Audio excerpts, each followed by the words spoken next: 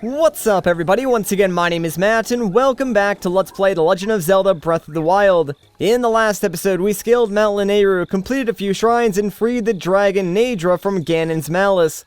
In this episode, I've pre-marked 3 shrines that I'd like to complete, but before we do that, I want to head back to Kakariko Village real quick, and you might be wondering why. Well, you'll see once we get to the quick travel loading screen, because something will be different.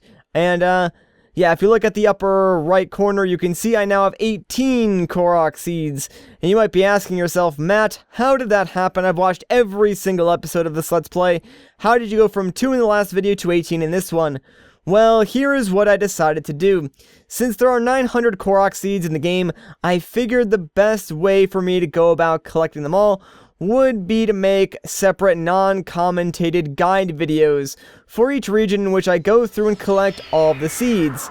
I chose to do it this way for a number of different reasons. First and foremost, it's slightly easier to do it in this way from my perspective because all I have to do is find them and make sure I'm recording that footage. Second, because these videos are separate from the Let's Play, I don't need to spend like several episodes just walking around collecting Korok seeds, taking away valuable time that I could be spending doing more interesting things.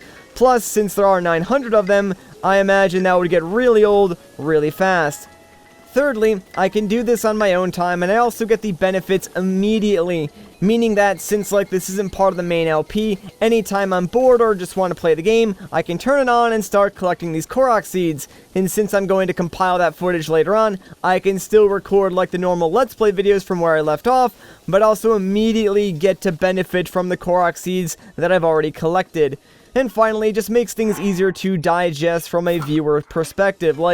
Now if someone just wants to find Korok seeds, I'll have videos dedicated to just that, and they won't need to sit through multiple 30-minute plus videos struggling to find that one Korok seed that they missed. So there was a lot of thought put into this decision. I didn't just make this up willy-nilly, and that's kind of why it took me so long to start collecting these in the first place. I wanted to find the best possible way to do this, and I think I've come up with a good solution given all the reasons that I previously stated. So if I plan this correctly, the first of those Korok guide videos should have actually gone up before this video goes up, meaning that you guys should be able to see where I got all these Korok seeds from. That being said, we're going to talk to Hateno and upgrade our inventory just a little bit. So what's going on, dude? Shalakalaka. You want to expand your inventory? I need those Korok seeds. Alright, let's get ourselves another weapon stash. Okay, I'll just need 2 Korok seeds. Deal? Sounds good to me. Oh, yeah! Shaky Shaka.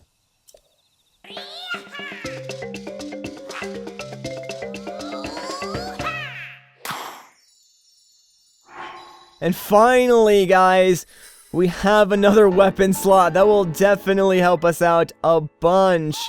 Your weapon stash has been expanded. Shalaka. Oh, look at the time. I need to get back before Grandpa yells at me, Shoko. Sorry, I have to go, but I still need Korok seeds, so bring some to Korok Forest if you find any. Are you kidding me, dude? Really? It was only one more upgrade before he leaves? Thanks for bringing my maracas back. Once I see you off, I'm going back home to Korok Forest. Or did you want to talk a little more? Yeah, so he's really not going to give us any more upgrades, is he? Bye-bye. Fine. I feel kind of gypped because I did all that work and I only got 1 upgrade out of it, so that kind of stinks, but whatever. We'll find Hateno in various different parts of the world to get more upgrades later on. Now, surprisingly enough, we are actually kind of close to a few of these shrines that I want to tackle, so this might work out for us because I was planning to just fast travel to Hateno Tower and go from there, but we might actually be able to get there a little bit faster just on foot from where we are currently. It kind of stinks because, a lot of these towers are in mountainous areas, so really, getting Epona probably wouldn't benefit us all that much, since, really, I like horses a lot in this game, but unless you're sort of going on a predetermined path or road, taking them through mountains and stuff like that can be somewhat difficult. So a lot of the times it is just easier to walk to certain places. It takes a little bit longer for sure, but you don't have to deal with like struggling to get your horse over certain rock formations or risk getting your horse stuck somewhere, which is why I tend to, you know, just walk to a lot of these locations instead of using Epona, even though we do have her and we could just pick her up at like any stable we want. Plus, I mean, we do get the benefit of being able to climb mountains, which does actually make things a little bit easier. And whoa, I actually got it. Sweet. I will take that raw meat. Thank you very much. Not really like I needed it, but you know what, whatever. I'm glad that I got it, because then we could cook it into something nice later on if we need to. Plus, I have sort of been neglecting, scanning in my amiibo every chance I get. Like, I haven't done it in a really long time, so we may be low on, like, food ingredients, although that really shouldn't matter because I have several cooked meals that I haven't even touched yet in my inventory, so we're probably fine for a good while at this point. Our Sheikah sensor was going off, so we're probably close to at least one of these shrines. I think maybe it's the red one.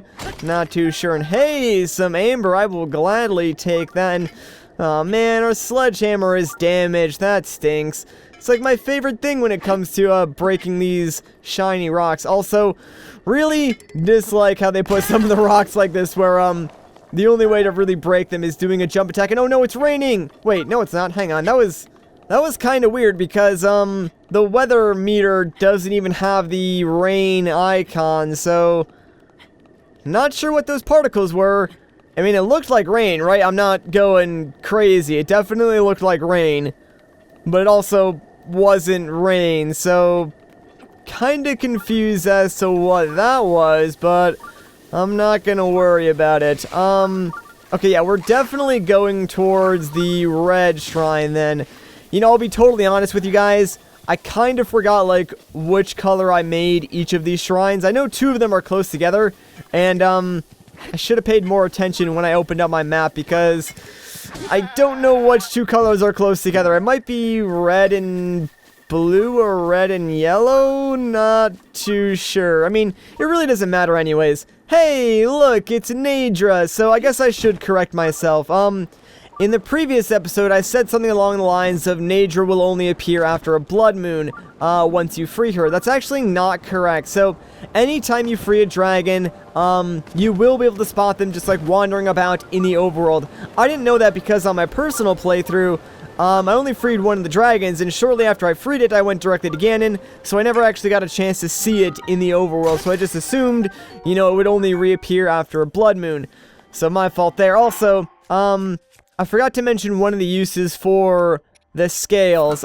You can use them to upgrade your champion's tunic. Like previously I mentioned that you could use them in cooking or, you know, selling them. But yeah, you can also use them to upgrade your champion's tunic at the various different great fairies that you can find all over Hyrule. So just a couple of, you know, corrections that I wanted to make.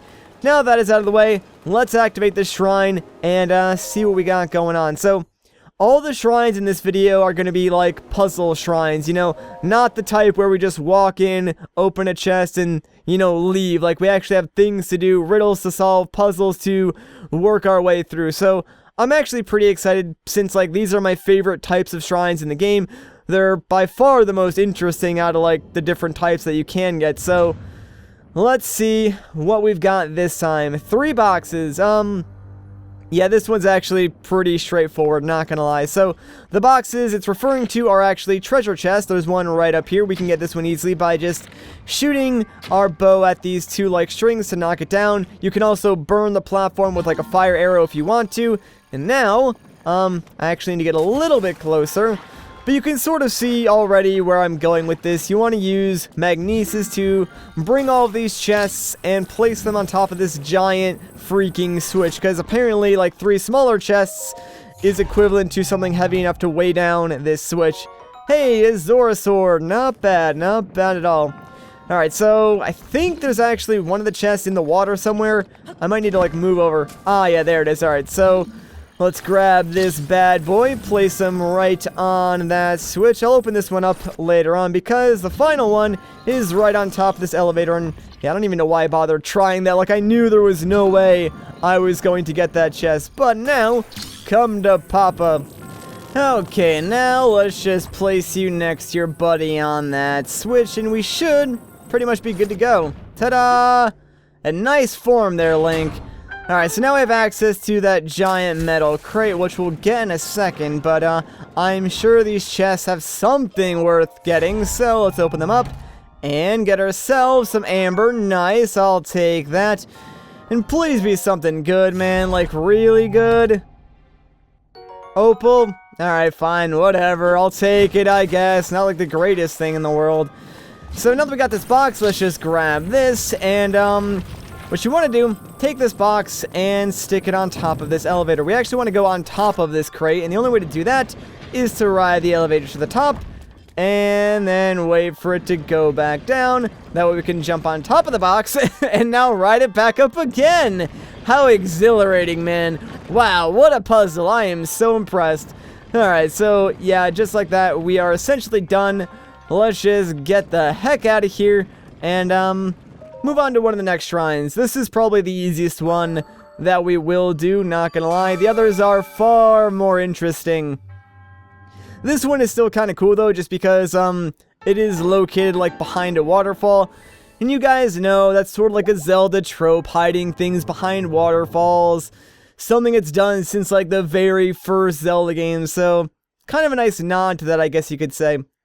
Anyways, now that we're done with this one, not really sure which one we should go to next. It really doesn't matter because, this one was sort of in the middle of both of them anyway, so even if we go to the farther one, we can just, like, teleport back to this one if need be, and, continue from here, but I think we should be fine for the most part, so, what's the best way to get out of here?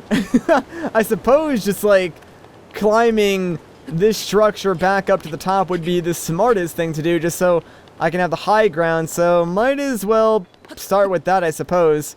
And that is one thing I really love about this game. All the on-the-spot, like, decision-making that you need to do. Because it makes each of, like, your playthroughs unique, no matter what. Like, sure, it's the same game, but, you're not gonna go about doing everything the exact same way. Like, I can tell you for a fact that, the order and way that I'm accomplishing a lot of the things in this playthrough is entirely different than how I did it in my original playthrough of this game.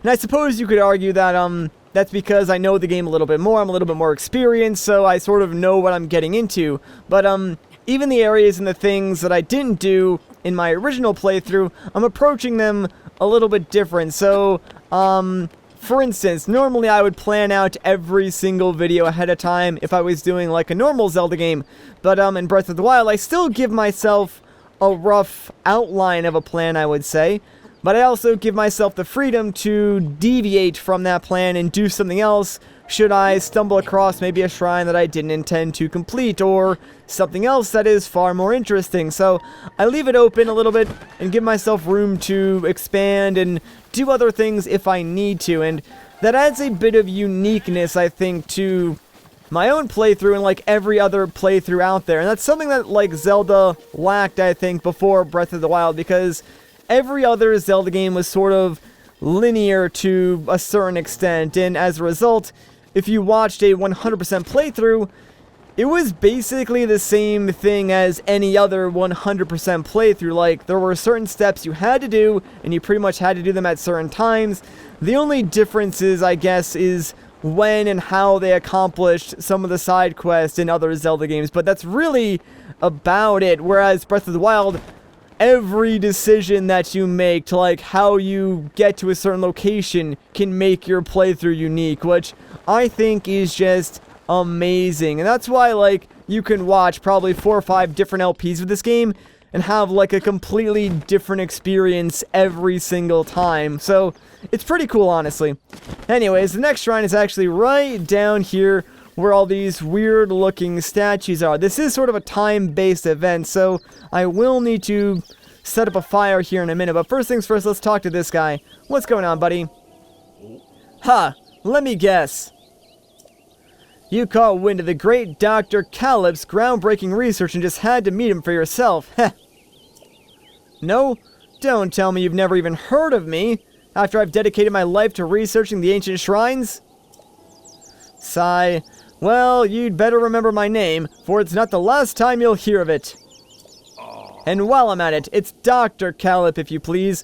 I didn't study my rear end off to be called Mr. Calip.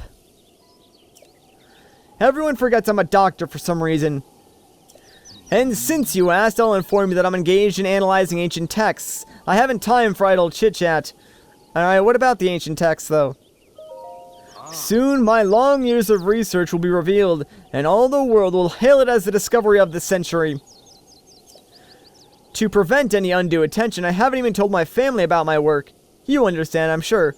Oh yeah, totally, Mr. Doctor, sir. Doctor? Did I just hear you call me Doctor? As in not merely Calip, but Dr. Calip? It rolled off your tongue so naturally. It was downright salivary. This changes things. Very well then, I'm feeling charitable, so I'll let a few things spill. This is just between us, understand? When a dark light resides in the cursed statue's eyes, pierce its gaze to purge the seal from the shrine. I'm still in the process of deciphering that one, so I don't suppose there's any harm in sharing it with you. That's my life in a nutshell. Days filled with researching shrines and nights spent studying ancient texts. That leaves no time to converse with passing strangers, so farewell. Alright, see you later, buddy. But now we have this shrine quest, so...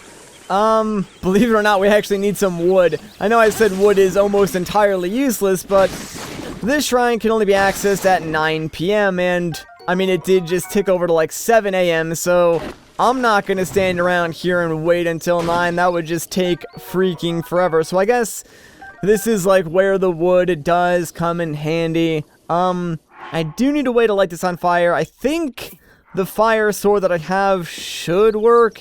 If it doesn't, then, I think I do have some flint, but let's just see if the sword works anyways. Hopefully, it does. So, one fire coming up. Yeah, there we go. Perfect. Alright, so if we stay until nighttime, it should just automatically make it 9 p.m., and then we will be good to go. Yeah, perfect. Nice. Okay, so, at 9 p.m., you can kind of see that back there, that statue has some weird glowing purple eyes. Yeah, that's not normal. So, like the riddle said, when a darkness resides in, like, the statue's eyes, pierce it or something, and, it'll cause the shrine to appear. So, to make it simple, all you want to do is shoot that statue with an arrow, and, the shrine will appear. Pretty straightforward. So, bada bing, bada boom. Holy crap, it's pissed off, and it explodes. Well, that was a little extreme. But guess what? Here's our shrine.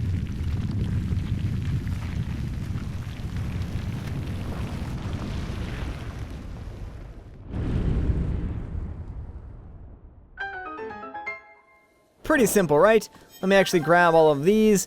And, what's kind of cool about this is, if you walk around here, you can actually find some arrows to pick up. Meaning that, that dude who was researching this, right?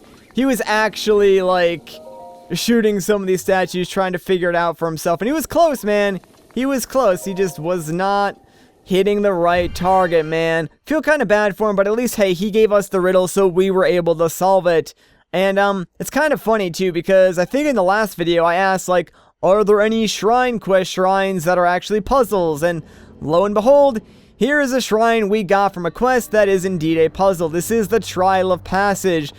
There's a lot of stuff going on in this one. Also, I should mention, you can actually activate this shrine without talking to that guy and getting that quest. So, it's kind of optional, but I figured we might as well do it since he was there.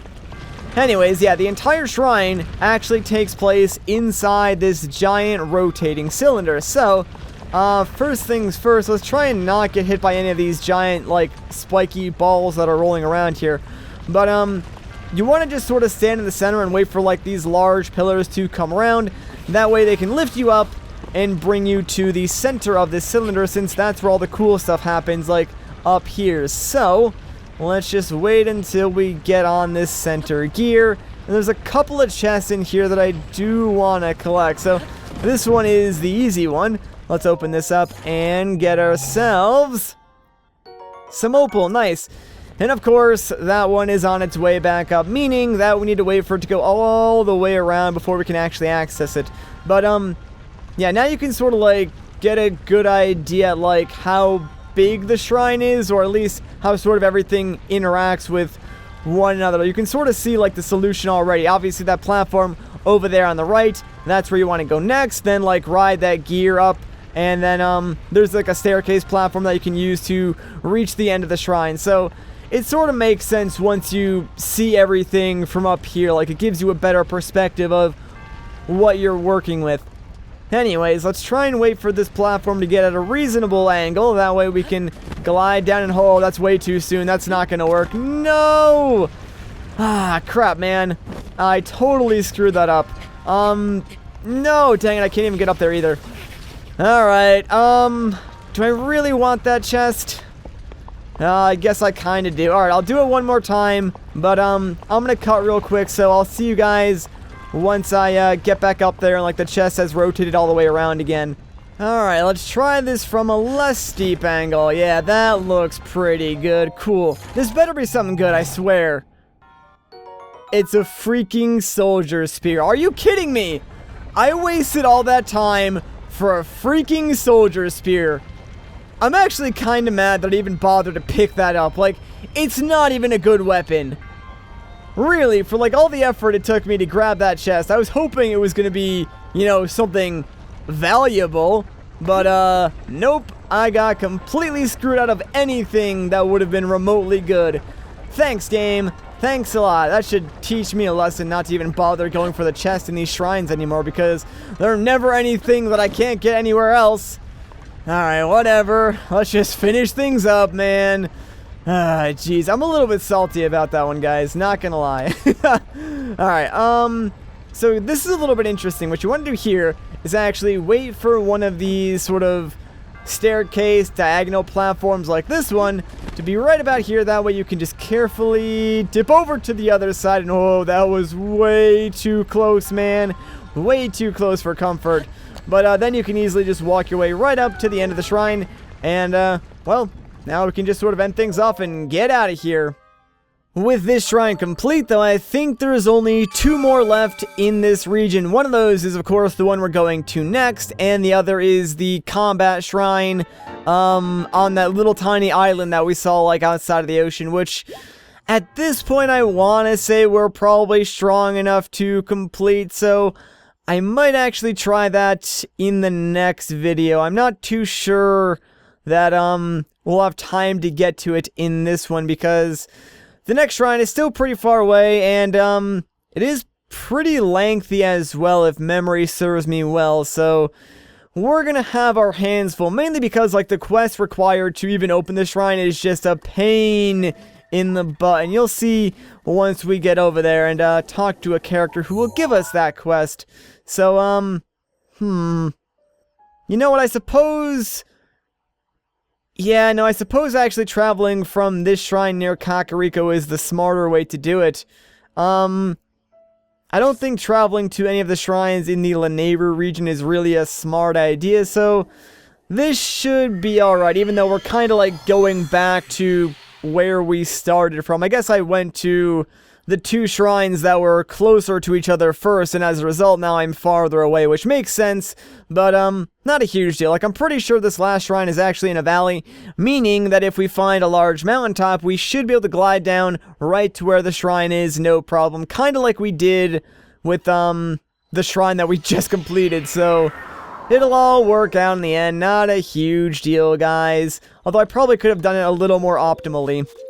Hey, silent shrooms. These actually might come in handy because the quest for, this shrine in particular does involve stealth. So if you do have the Sheikah armor, it might be helpful here. If you don't have it, you may consider cooking a dish that gives you some extra stealth benefits. I think there is a cooking pot near where we're going, so I might need to whip something up otherwise. There is sort of a third method that I can employ, but, so not exactly the most consistent method, but if I have to use it, I'll use it, and hopefully it'll just, like, work out for us.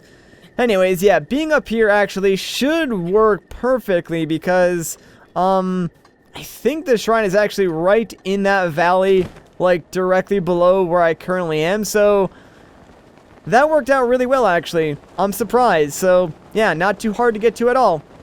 Actually, I just realized I probably could have gone down from where the Divine Beast is, right?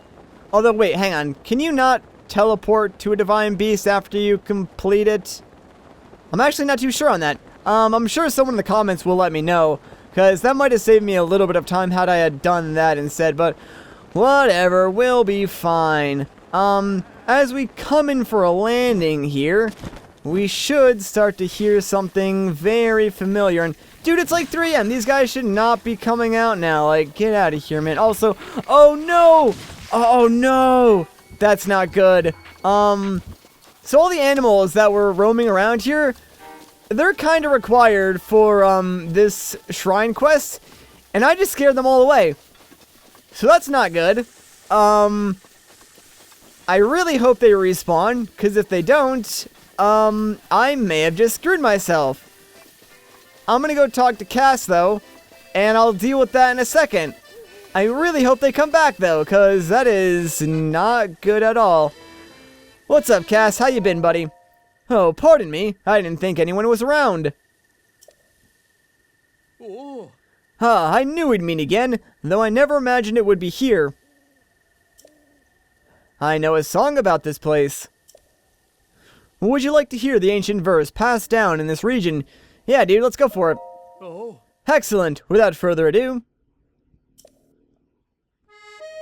A beast that wears a crown of bone, prancing through the lush green. Mount the beast upon its throne, for only then the shrine is seen. I suppose the lush green could refer to this place, but what sort of beast wears a crown of bone? There's definitely a secret hiding here, but it's beyond me. May the light illuminate your path. Thanks, Cass. You too, buddy. So, yeah, obviously a crown of bone is referring to, like, the antlers of a buck. And sadly, all the bucks are gone. So, that stinks. I'm not really sure what to do now. Thankfully there is a campfire here, so maybe... Hey, look, it's, Nadra again. Wow, you really do get around, don't you? Alright, anyways. Like I was saying, there is a campfire over here, so... maybe if I sort of sit at the campfire for a little bit, it will, pass time and the deers will come back? I mean, that's my theory. I really have no proof to go off of, but I really hope that's the case. So, hey buddy, how you been? Hope you don't mind if I, sit here for a couple of moments just so I can pass time. I suppose we can, go until noon. That probably seems like it'll work, hopefully. Alright, so it's noon and oh great, it's raining! So yeah, just put out my fire, meaning that, I guess I really only have one shot at this. Oh man, I really hope they respawn. Like, I have to imagine the game put plenty of deer in this area, right? Because it's required for a quest, so there has to be a buck around here somewhere that we can use to complete this. Even if they did despawn, like, the game has to respawn them. It's for a required quest, for crying out loud.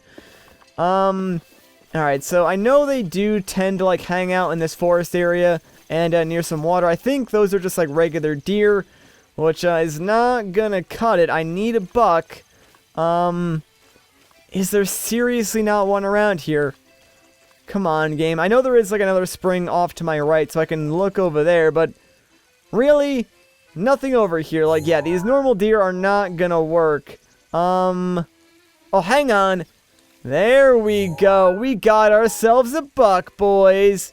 Alright, now here's the hard part. So deer and buck in general are just super skittish. If they see or hear you coming, they will just run away and, like, despawn themselves. We're gonna try and avoid that. The hard part is we don't have any gear or food items that will increase our stealth properties. So, oh man, I think he already heard me. As long as he doesn't see me, I should be okay to sort of get a little bit closer. So, basically, my plan here is to try and get around it. If I can't get around it, try and get above it. That way I can sort of use my paraglider to hopefully either land really close to it or land on top of it, and I can sort of calm it down that way, because basically we need to mount the deer, calm it down, and then bring it over to that pedestal. It's the same process you would go through if you wanted to tame a wild horse, except this time we're trying to tame a wild buck, if you will. Let's try and use this tree as, like, solid cover. We should be able to. Thankfully, he's not looking this way. Actually, this might work. I might be able to climb this tree. And, oh, that was a mistake. Alright, calm down. It's okay, dude. You're fine. Just chill out. I'm gonna, oh no. I think I'm so, what? How did that even scare him away? No, that's awful. Come back, dude. Alright, where is he going? Where is he going? Crap, I really don't want him to despawn, so I'm gonna try and keep him in my view. I think if I do that, he won't despawn. Oh! Hang on, he stopped running. This might actually work out. If I can go from up here... Oh, I really hope this works. I might just barely be able to land on him. He's laying down, too, so... Uh-oh. Run, run, run. Oh, yes, I got it. Thank goodness. All right, calm down, calm down, calm down. Yes. Thank you, dude. Thank you. Holy crud. I was really worried about that because... Holy crud, that could have taken forever. Thankfully, we actually got it. So now, we just gotta, like, bring this thing over to that pedestal. That's how it's done, people. Yeah, it's definitely possible to do without, like, any extra stealth properties, but, it probably makes it a whole heck of a lot easier, I'm sure. Anyways, let's showcase how it's done then. We got the freaking buck with his, crown of bone or whatever the riddle said. So, all we should have to do is, park this guy right here. And, maybe get a little bit closer. There we go.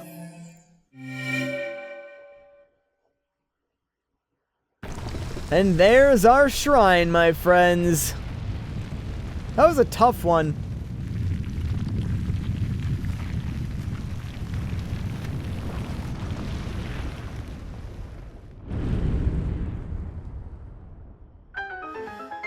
Alright, well, thank you so much, Buck. See you later. You know, I probably should have just, like, tried to kill it so I could, get some meat, but whatever. I'll let it go. He served his purpose. He helped me out even though he was kind of obnoxious.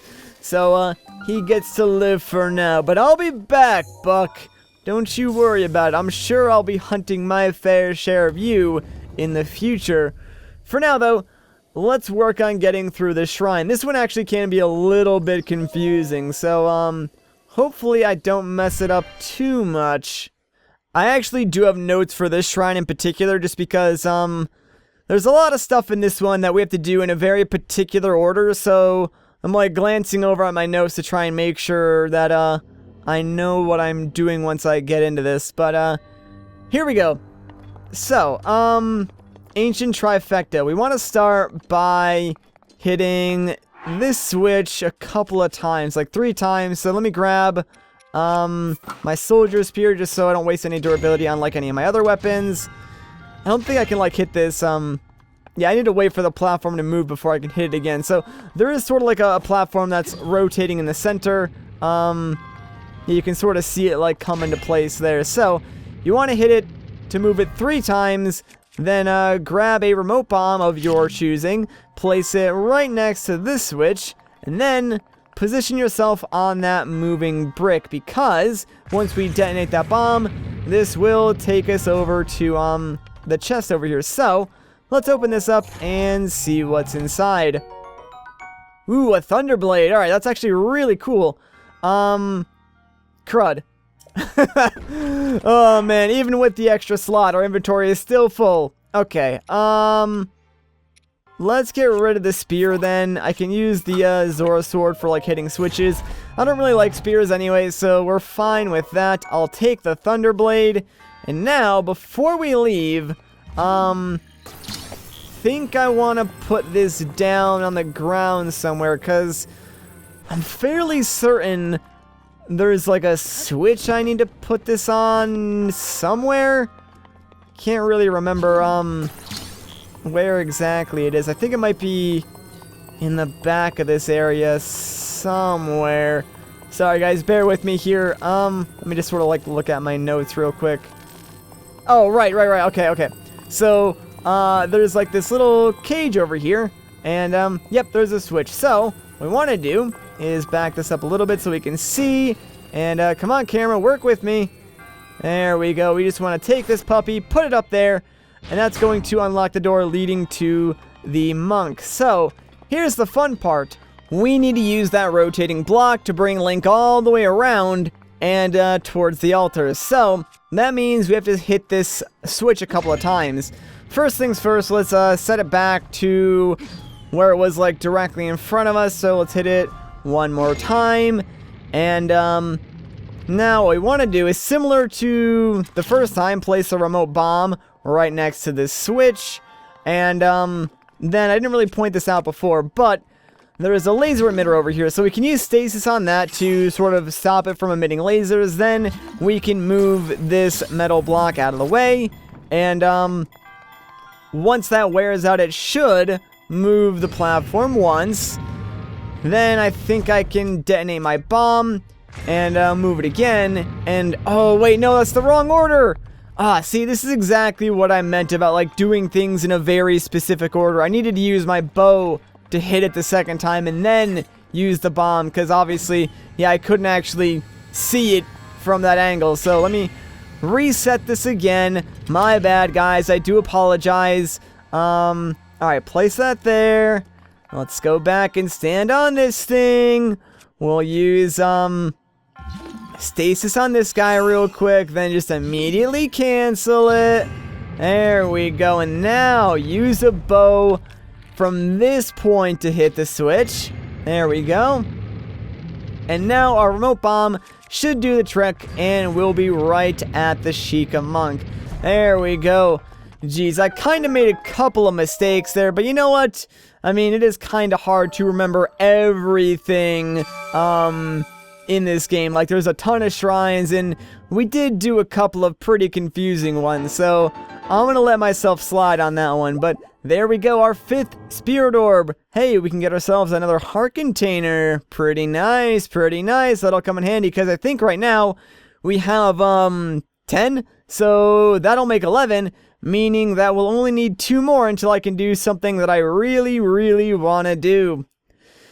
Alright, so now that we're done, I think there's only one more shrine remaining in Hateno. But, you know what, I think this is actually a good place to end off the video. So if you guys enjoyed this part, a like rating would be greatly appreciated. If you want to see more, consider subscribing. But once again, guys, my name is Matt. Thank you so much for watching, and I'll catch you in the next one.